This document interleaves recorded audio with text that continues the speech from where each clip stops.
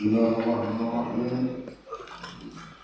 Alhamdulillahirabbil alamin wassalatu wassalamu ala sayyidil mursalin wa ala alihi wa sahbihi ajma'in radhiyallahu anhum wa qala radhiyallahu anhu wa rahmatullahi wa barakatuh. Amin. La berkata Alhamdulillah dalam kitabnya Al Muamalah sampai bab menjaga solat berjamaah dan solat Jumat. Hendaknya jika engkau sholat di belakang imam, maka ikutilah dengan baik.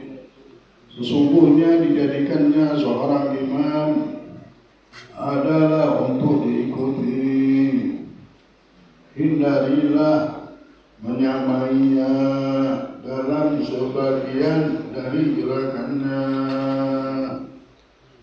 Apalagi engkau mendahuluinya, justru sebaiknya engkau menjadikan gerakan sholatmu setelah gerakan imam. Indah Nabi Muhammad SAW bersabda, "Alladhi yakhbatuhu wa yarfa'u qabla al-imam innama nasiyatuhu biyadi syaitan." Artinya orang yang turun dan berdiri sebelum imamnya, sesungguhnya pikirannya di tangan syaitan. Jadi kalau sholat kita bermakmum berimam, imam dijadikan imam bujur, jangan imam dijadikan makmum. Imam belum rukuk, kita sudah rukuk dulu. Imam belum sujud, kita sudah sujud dulu. Kalau 2 kali rukun tersebut kita lakukan, maka batal. 2 kali rukun kita mendahului imam, batal berturut-turut. Nah, dan juga menyamai imam rukuk bareng-bareng rukuk sama imam. Tidak usah berjamaah. Kalau bakalan bareng-bareng, lihat dulu imam bergerak, baru kita rukuk. Lihat dulu imam sujud, baru kita sujud. Banyak sekali sudah tahu hukumnya masih. Ternyata ilahnya atau sebabnya apa? Rasulullah bilang, orang ini pikirannya lagi di tangan syaitan. Ya Allah, coba. Rasulullah bilang orang yang begitu tingkah lakunya, padahal dia sudah tahu hukum, tapi dinasihati, dikasih tahu tetap mendahului. Tetap lebih cepat dari imam, tetap menyamai imam bergerak-geriknya. Ternyata orang ini otaknya lagi dipegang sama syaitan. Allah, hinanya otak tersebut. Mengerikan sekali pikiran manusia yang dikuasai oleh syaitan. Istawhada alaihimu syaitan fa'ansahum dzikrullah. Dirinya dikuasai syaitan sampai lupa sudah sama Allah. Maka dari itu imam harus kita jadikan imam benar. Tapi Allah akan bilang, kalau mau berjamaah, imam menjadikan imam berkah baru mendapatkan 1 rakaatnya itu berkali-kali lipat sama Allah Subhanahu wa taala. Baru mendapat jaminan khusus dari Allah Subhanahu wa taala untuk dikabulkan sholat. Orang berjamaah ini pasti kabul sholatnya. Tapi kalau kita imam tidak kita jadikan imam, jadi kita ini hidup pakai apa pikirannya? Sholat saja kita tidak bisa berjamaah. Itu yang pertama. Yang kedua, hendaknya engkau segera menempati shaf pertama tanpa menyakiti orang lain. Ketika melihat ada shaf kosong, shaf pertama masuk di shaf pertama. Tapi jangan menyakiti orang lain. Jangan sampai engkau mundur darinya saat engkau mampu maju kepadanya. Ya makruh ya, kalau sudah ada bisa maju kita mundur. Hal ini sebagaimana sabda baginda Nabi Muhammad SAW, la yazal qawmun yata'akhirun hatta yu'akhiruhum Allah. Yang artinya sekelompok orang yang selalu mundur dari shaf pertama, mereka akan diakhirkan oleh Allah. Masih dia ya. Ada kelompok orang melihat shaf, dia malah mundur dari shaf yang pertama. bukan maju, malah melihat ada sop dia padahal bisa ke depan sampai akhirnya Allah akhirkan juga. Akhirnya Allah mundur dia, tidak mau maju.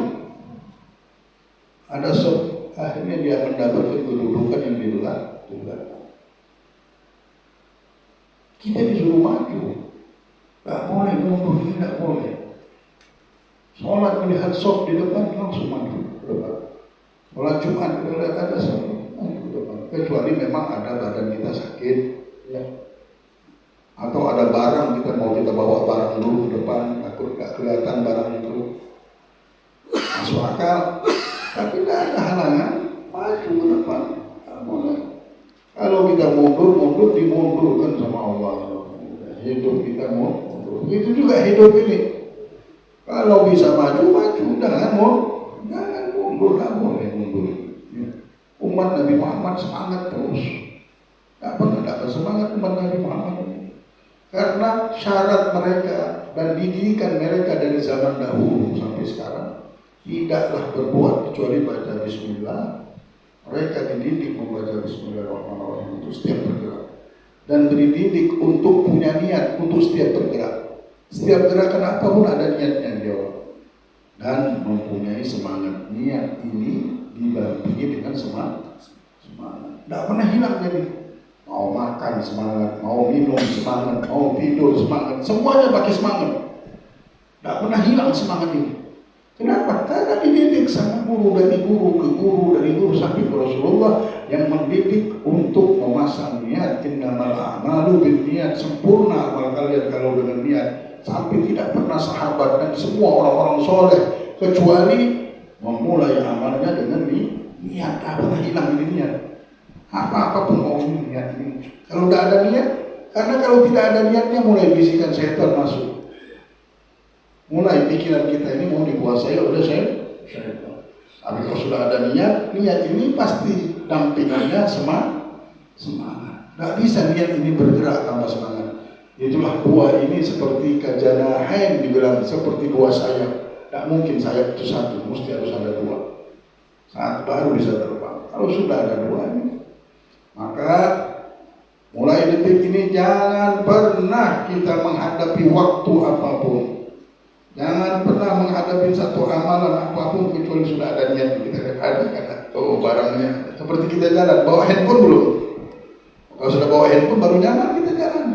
Begitu juga kita mau beramal, bawa niat belum, bawa semangat belum semangat, jangan. Harus bersemangat. Artinya kalau belum semangat, harus kita letakkan semangat itu. Semangat hidup untuk kita bangkit dan bisa melawan fitnah dunia dan rintangan kehidupan di dunia ini. Ini syaitan setiap hari membawa kegelapan terus. Supaya ragu manusia. Orang kalau sudah gelap kan tidak kelihatan jalan. Jadi ragu, hidup ragu, ini ragu, takut semuanya. Dan Islam ini akan membawa cahaya. Nah, supaya orang lihat jelas, ini jalannya jelas. Nah hidup ini harus dengan semangat. Supaya bisikan-bisikan hilang semua. Kalau ada semangat, hilanglah bisikan tersebut. La ilaha illallah Muhammadur Rasulullah SAW.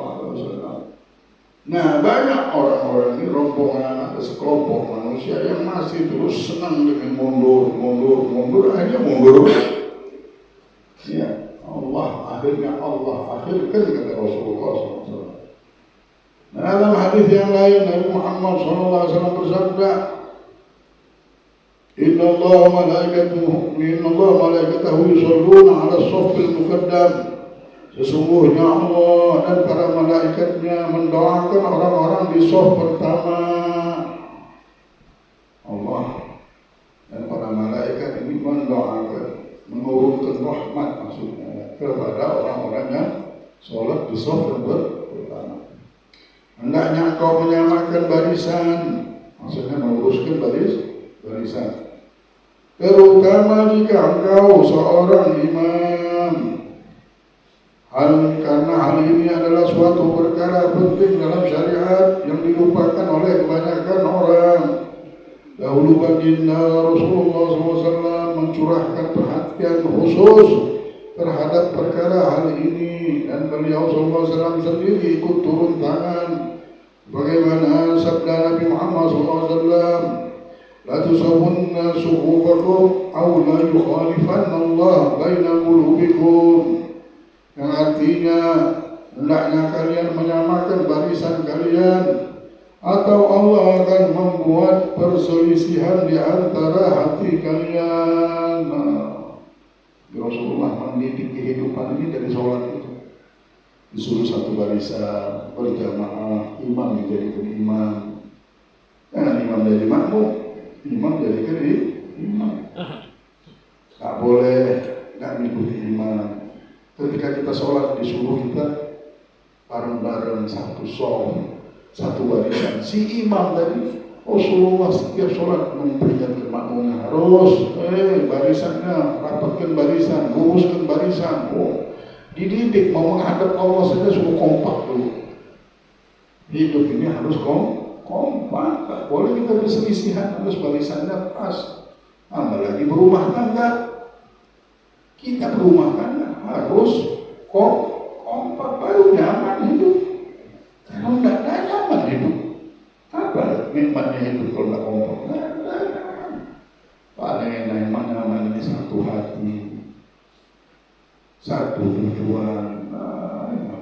Itulah keberkahan di dalam hidup. Kalau kita sudah melihat di rumah tangga, di kehidupan kita, diri kita tidak bisa satu barisan, diri kita tidak bisa kompak, sama siapa tidak bisa kompak. Tandanya kita tidak barokah. Di hadis Nabi kita banyak mau mengetahui orang itu dibenci sama Allah.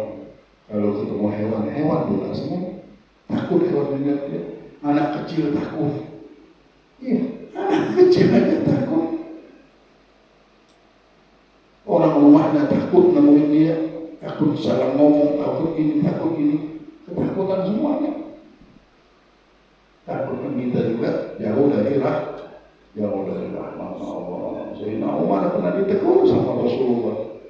Itulah Sayyidina Umar, akhirnya dia adalah seseorang yang pemberani, tapi dia takut sama istrinya. Karena takut tadi, takut menjadikan sesuatu, bukan takut sama istrinya. Kalau istrinya ngomel dia tidak. Terkenal Sayyidina Umar. Kita menjadikan suasana hidup gak bagus.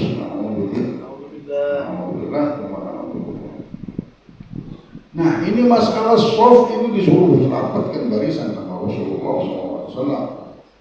Beliau SAW memerintahkan agar barisan yang kosong ditempati.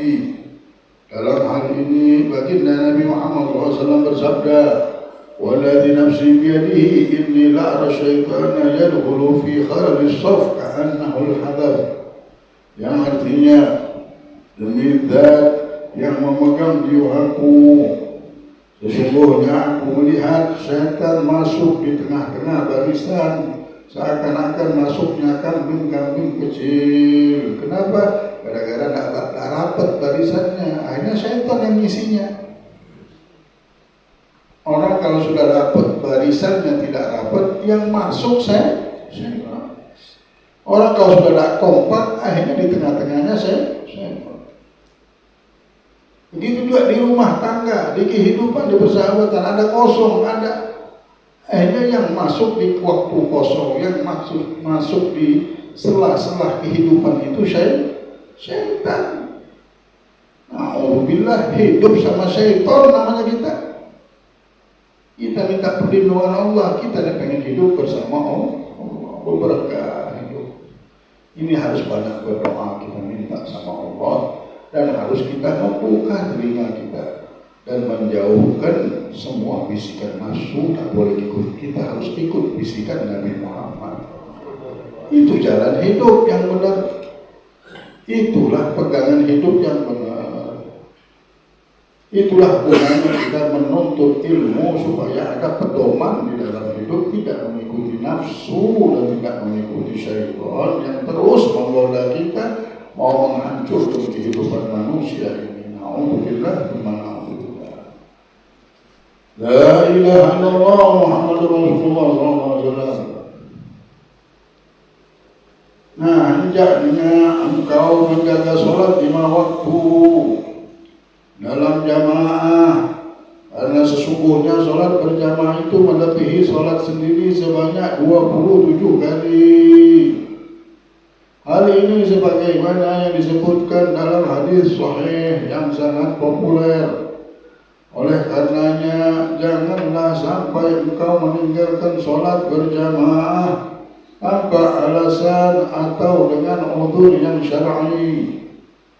Kapan saja engkau telah mendatangi tempat sholat berjamaah dan ternyata telah dilakukan, atau engkau menetap di rumahmu dengan tujuan untuk menyelamatkan perihal agamamu, maka hendaknya engkau mengajak orang lain untuk sholat berjamaah denganmu, agar engkau mendapat pahala berjamaah serta terhindar dari ancaman bagi yang meninggalkannya. Ajak anak istri kita, jangan kita sholat-sholat aja. Mau sholat saja bermusuhan kadang-kadang. Si istri sholat sendiri, suami sholat sendiri. Gimana hidup begitu kan? Oh, ilmu dari mana? Sangka nanti sholat bakal mendekatkan diri, malah sholatnya ini pakai nafsu. Karena tidak punya ilmu tadi. Karena yang muncul adalah nafsu. Tidak mau buka telinga, tidak mau diajari, tidak mau dengar. Belajar sholat jamaah aja bertahun-tahun tidak bisa juga. Orang bersolat jamaah saling ajar. Tahu dia tidak bisa sholat jamaah di dalam mengingatkan suaminya, sana sholat jamaah saya tunggu di rumah sholatnya. Kemudian di rumah ada yang head atau terkotor, dia sholat sendirian, diingatkan suaminya untuk menemani dia sholat di rumah. Begitu juga si istri, begitu juga si anak. Tahu orang tua mau sholat, dia langsung harus temenin, walaupun sudah sholat ditemanin lagi orang tua menghadap Allah Subhanahu wa Ta'ala supaya dapat fadilah jamaah yang pasti diterima oleh Allah. Nabi Muhammad SAW sangat memperingatkan keluarganya dan semua orang-orang soleh. Mereka mengingatkan untuk sholat berjamaah, jangan pernah sholat sendiri. Mari kita rubah hidup kita. Kalau enggak, pikiran kita ini namanya masih dikuasai syaitan, dikuasai nafsu. Tak berguna hidup kita, tak berguna hari-hari kita. Kalau meninggal kita bertemu Allah, malu kita. Kita makan rezeki dari Allah, mendapatkan segala-galanya dari Allah. Apa yang kita pelihara di pikiran kita ini? Syaitan yang kita pelihara, nafsu kita yang kita pelihara. Bukan cahaya agama yang membawa kebahagiaan, ketenangan, yang membawa sakinah, yang membawa rahmah, yang mengangkat derajat kita di sisi Allah dan Rasulullah, menjadikan Rasulullah tersenyum. Tapi kalau tingkah laku kita terus mengikuti nafsu, Nabi Muhammad pun tidak senang melihat kita. Malu kita dilihat sama Rasulullah. Allah apalagi melihat kita. Kenapa? Bulan-bulan hidupnya tidak mempunyai ilmu, tidak berjalan di dalam dasarnya Nabi Muhammad. Ikutin syaitan, ikutin nafsu. Hal ini sebagaimana sabda Nabi Muhammad SAW, laitahunna la yantahiyanna aqwamun an tarkil jamaah aw la uharriqanna alaihim buyutahum, yang artinya hendaknya orang-orang berhenti meninggalkan sholat berjamaah, atau aku akan membakar rumah-rumah mereka.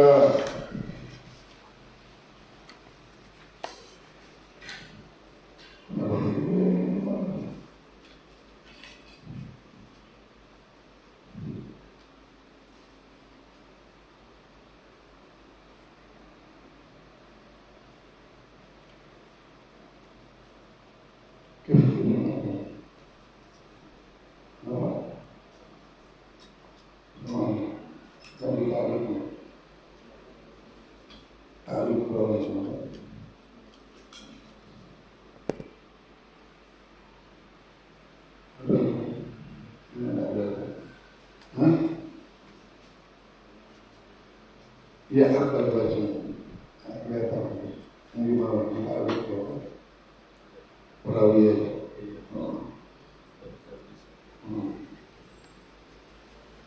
Isma'ana la yantahiyanna aqwamu man tarkal jama'ah aw la uharriqanna alaihim wujudahum, yang artinya hendaknya orang-orang berhenti meninggalkan sholat berjamaah, berhenti untuk tidak sholat sendiri, yang maksudnya ya jangan sampai meninggalkan sholat berjamaah. Kalau tidak, kata Rasulullah, la uharriqanna alaihim wujudahum, aku akan bakar rumah-rumah mereka supaya mereka sholat berjamaah. Ini Rasulullah pengen kita ini sholat berjamaah. Oh, kurang khusyuk saya sholat berjamaah, tetap kalah sama berjamaah. Walaupun kita kurang khusyuk. Ikuti jejak Nabi Muhammad. Ikuti jejak Nabi Muhammad, sudah mau selamat. Cuma itu jalan hidup yang membawa selamat. Kalau kita mikir-mikir, tidak selamat kita. Mikir ini, mikir itu. Oh, ini. Apa yang dipikirkan? Apa hebatnya kita ini apa? Apa kuatnya kita ini apa? Dan semua hidup kita dari Allah. Kalau kita hidup dan ikuti Allah, mau ikut siapa kita? Ikuti nafsu. Sampai kapan hidup? Dalam hadis yang lain, baginda Nabi Muhammad SAW bersabda, "Man sami'an nida farigan sahihan lam yajib wala salatan lahu." Yang artinya, orang siapa yang mendengar seruan azan sedangkan ia memiliki waktu luang dan sehat, namun ia tidak menyambutnya, maka tiada sholat baginya. Wallahu a'lam.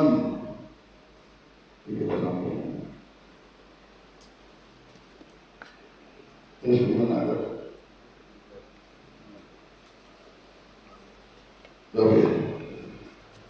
Wallahu a'lam.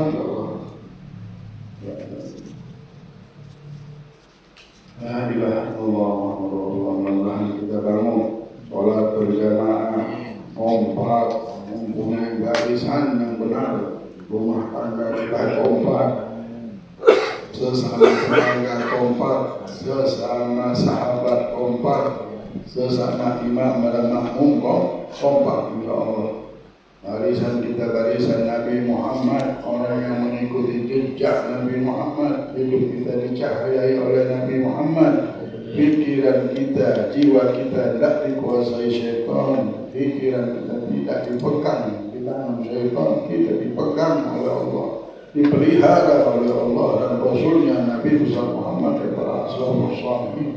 Ala ini yang kuliah sholat, Nabi Muhammad